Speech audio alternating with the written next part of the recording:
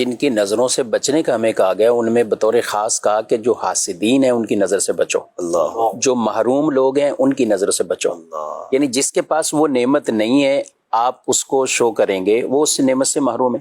ہم جیسے بزرگوں کے واقعات پڑھتے ہیں نا، خود امام اعظم ابو حنیفہ رضی اللہ عنہ آپ بھی یہ منع کرتے تھے کہ بازار سے کھانا نہ لے کر آؤ، بازار سے کھانا نہ کھاؤ، عام اوپن چیزیں جو بکری ہوتی ہیں اس کو نہ لے کر کھاؤ۔ آج کل یہ بڑی عجیب بات لگے گی لوگوں کو کہ یہ کیا ہوا، تو وہ کیوں منع کرتے تھے؟ وہ اس لیے منع کرتے تھے کہ یہ ایسی چیزیں کہ جس پر محروم لوگوں کی نظریں پڑ چکی۔ اللہ اکبر۔ میرے والد صاحب کراچی میں آئے تو ہم دودھ منگاتے ہیں تو جہاں شاپر تھیلی میں، پنجاب میں یہ کلچر نہیں ہے، وہ برتن میں، بالٹی میں۔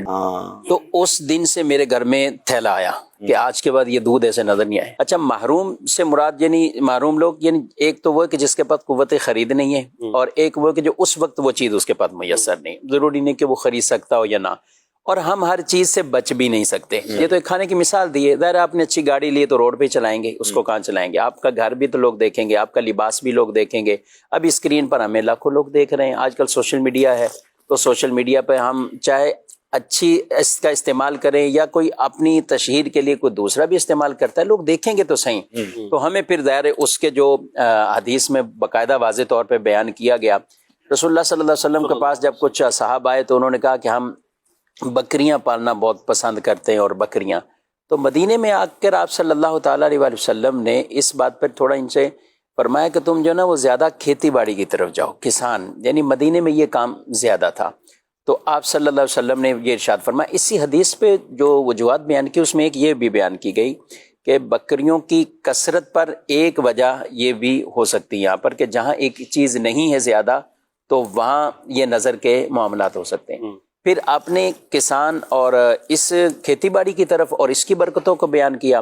لیکن ساتھ ساتھ جو حدیث میں جس کو ساتھ ترغیب بھی دیا گیا نا، جماجم کے جو الفاظ ہیں کہ اس کی تم کثرت کرو،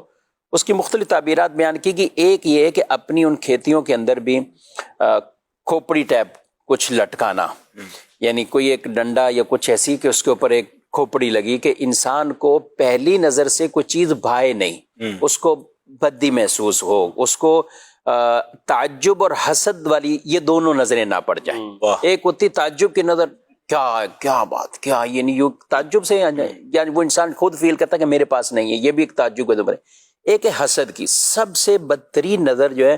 وہ حاسد کی نظر سے بچنا ہے اصل۔ اس کے سامنے تو آدمی کوشش کرے کہ جس کے بارے میں پتا ہے، اس لیے کہا نا اچھا خواب آئے، لیکن اس میں بھی یہ نا کہ اسی کو بتاؤ جو تم سے محبت کرتا ہو، تمہارا دشمن نہ ہو، تمہاری کوئی عداوت اس کے دل میں نہ ہو، تو اس کو تو یوں ہم دیکھیں تو قرآن پاک میں بھی اچھا حضرت یعقوب علیہ السلام نے اپنے بیٹوں کو کیا نصیحت کی جب بیٹے سارے جانے لگے؟ اچھا پہلے بھی تو بیٹے گئے تھے حضرت یوسف علیہ السلام کے پاس، گندم لے کر بھی آئے، حضرت یوسف علیہ السلام نے پہچان بھی لیا میرے بھائی ہیں، تو پوچھا بھی اور بھی کوئی ہے؟ ہاں ایک اور بھائی بھی ہیں۔ کہا کہ آئندہ گندم نہیں ملے گی جب تک اس کو لے کر نہیں آؤ گے۔ اب پہلے 10 افراد یہ گئے تھے،